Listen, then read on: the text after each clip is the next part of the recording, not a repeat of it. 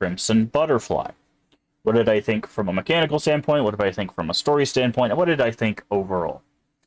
Mechanical standpoint, this is almost a complete overhaul of the System in 1. System in 1 basically feels like it was a tech demo for 2, which is fine. You know, it still runs, you can still get through it, but this one is so much more clean with how your points work, with how spirit orbs work, with how you use your powers, all of that. All of that is, let me do something. I'm gonna add something here. But basically, having the ability to use your powers consistently allows for you to basically there we go. And then lower that. There we go. Fade frame 2.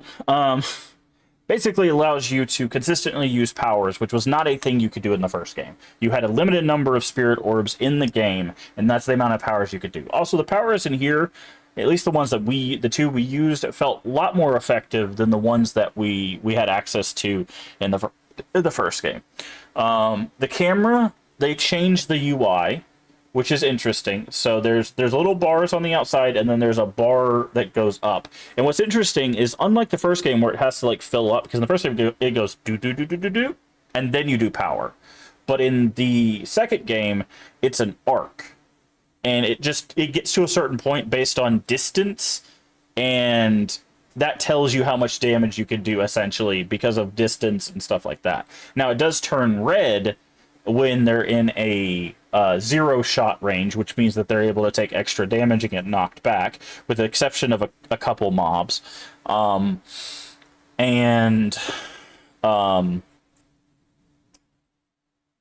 then they also added a bunch of features within those features. Like, we had the ability to know when a fatal frame was available. We had a little thing at the top, a little flashing light, and a noise that was like dee dee dee dee dee, telling us that that's the time for the fatal frame. So that would give us even more damage. And in this one, you can also combo, which was not even, as far as I know, not even a thing in the first game. So you could, I guess you could just keep snapping pictures quickly, but there's still, I think, a little bit of a cooldown because you had to wait for your power to get back up in the first game. So you could like shoot and then power up and then shoot and then power up. But this one is built in to have an actual combo system, which both rewards you with points and damage, which I think is really cool. And you can chain, basically, you could chain a fatal hit into a fatal hit into a fatal hit, depending on how far they get knocked back and stuff.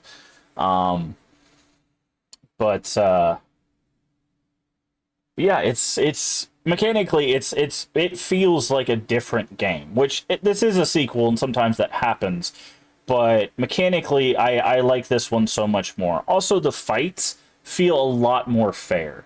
Even though there are ghosts that will teleport, even though there are ghosts that will be in the wall and stuff like that, they don't do the thing where they're like here, you know, like they're right in front of you and then they teleport behind you and then grab you and then take half your health, right? There's not many ones that do that. Basically, what you usually get into if you're dealing with a teleporting ghost is they'll be somewhere, they'll teleport somewhere else, but they'll be at like max range or like further away, so you have time to like rotate or time to like move forward and look at them. Like, it gives you the time to figure out, where are the ghosts, where can I take my shots, what am I looking for. Also, from a strategic standpoint, you can bait out certain attacks to get them in that zero shot range. So like the spear guys, when we see them like rear back, we could basically run towards them, make them do this animation, and then force a zero shot, which is really useful for battling some of the ghosts. So mechanically, I do agree with a lot of people that I heard. I do think this one is just more mechanically sound than the first game. I really do. I don't really have much to complain about the game mechanically, other than I had some issues. I don't know if it was my controller or the game, but I had some issues there at the end where I would pull up the camera and it would look the opposite direction. I'm not sure if I was just doing something weird. But mechanically speaking, yeah, it is a huge upgrade, a huge step forward, and made for a much more enjoyable experience. And then I'm trying to think if there's any other mechanical stuff that I wanted to really dive into. I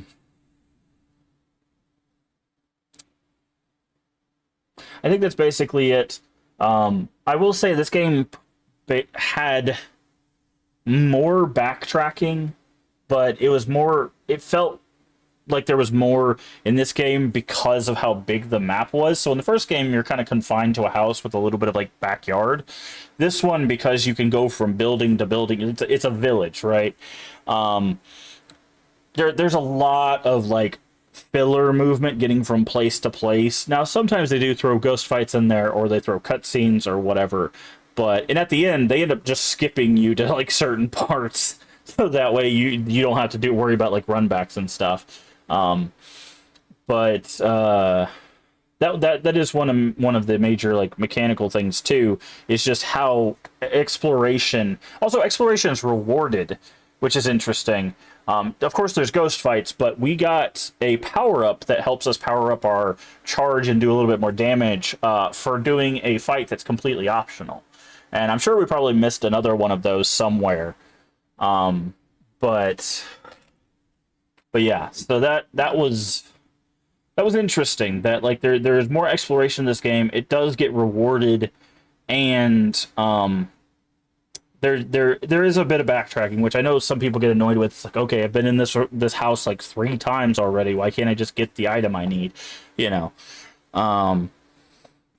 I think overall I was fine with it. I didn't feel like I was just like, okay. And I don't mind retracing my steps because sometimes you miss stuff. If you've ever watched anybody play Silent Hill, sometimes you miss one door and you backtrack through an area 7 times until you find the door that you missed.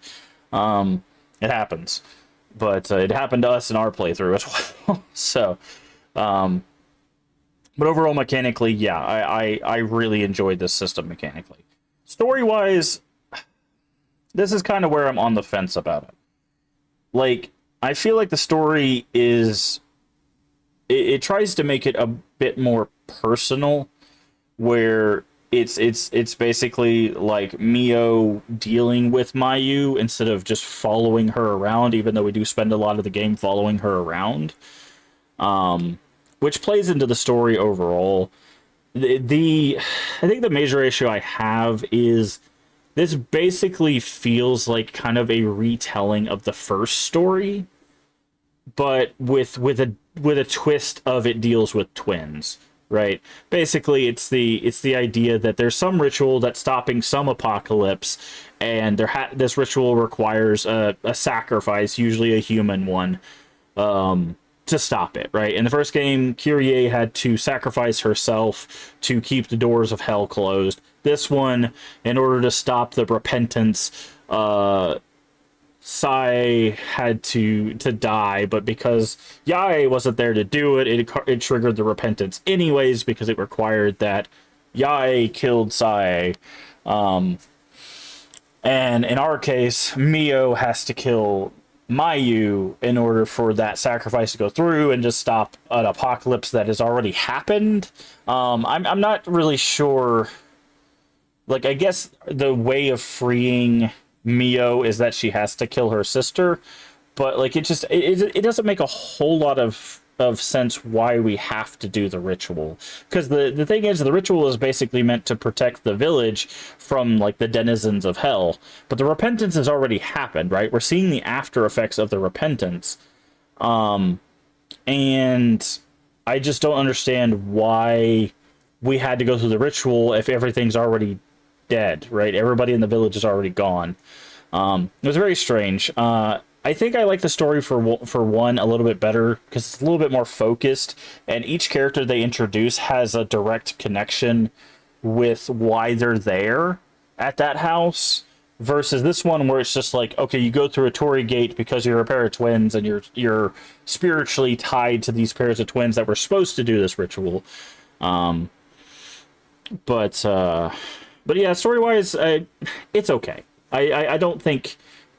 Maybe I'm missing some, like, cultural stuff, but I just didn't really have like a strong takeaway from it. Like the whole like we can't be get together forever thing is basically the only thing I got out of it, because it's the idea that as you grow older with your siblings, whether you're twins or not, you eventually separate. You go you live your own life, right?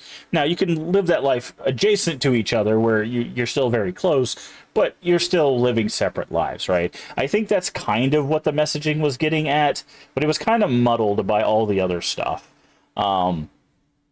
So, and I don't know, again, I don't know if these games are appealing to people to continue to follow tradition, or if it's appealing to people to be like, hey, this is what all the terrible things that has the tradition or religious beliefs has done, right? It's not very clear which way they're swinging on the messaging of that, on like, because they're showing how terrible things happen after the fact, and in order to stop them you have to do this. So that to me reads as, okay, these are necessary evils, so we must support tradition to stop apocalypses, right? That's kind of the vibe I was getting from this one, especially. There's a few things that kind of teeter off of that, where they were kind of reluctant to do the ceremony when there was just one of them, but yeah, story-wise, I'm okay with it, but I think they could have gone a different direction. I'm interested to see how the rest of the series goes, because I feel like if they keep doing this story of, like, there's a ritual, and a lot of people are dying, and you have to deal with ritual, I don't think that's going to continue to set as well. I also mentioned that I think there's a good ending, but you have to beat hard mode for it. And again, we're playing the PS2 copy, so if you're wondering, I'm not playing the Wii version or like the Xbox version or anything. I'm just playing the basic PS2 version, so I know there's other endings and stuff too, accessible through those versions. But this is just based on the PS2 version. But I don't like the idea of having endings locked behind difficulty. I really don't. I feel like they should be locked behind choices you make in the game, not behind which difficulty you have to do. And especially given that you have to beat the game once, so you've unlocked the difficulty to get the good ending. So it's just, I don't know. I'm not a big fan of that. The first game did it too, but I hope that trend maybe stops with 3 or 4 or 5. I don't know. I've not played the series, for those of you watching on YouTube. This is our first playthrough of this series, so this is just my honest reaction to everything as I'm playing it. But overall, you know, I like to talk about whether I recommend or don't recommend. I don't like the whole 5 stars or blank out of 10 or anything like that, because I don't feel like those really get across my feelings for stuff. So usually at the end of the overall, I give like whether I'd recommend it, whether I wouldn't recommend it, or I give recommend, not recommend with caveats.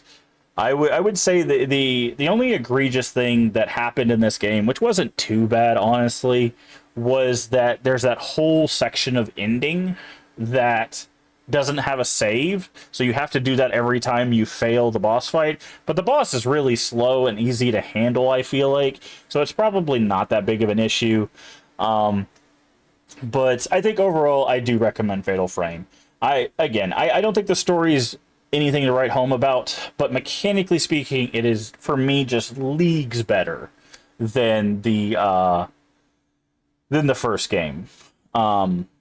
Because all of these systems have been overhauled and they just work so much better and things are so much cleaner. And I felt like I was actually fighting with a camera instead of taking pictures and hoping that I didn't die with a camera. So yeah, it gets a recommend from me. I really like Fatal Frame 2. We will be doing Fatal Frame 3 after this, obviously. So I'm interested to see how it progresses, both mechanically and story-wise. But yeah, I recommend the game. I really do. I think if you're gonna jump into the series, you could jump into 2 and don't think you have to have a single bit of knowledge about the first game, like at all. Like the camera obscura is really the only thing that's referenced for like the first game. Other than that, like nothing about these games is connected really. So you could jump into the series at 2 and I think you would be fine.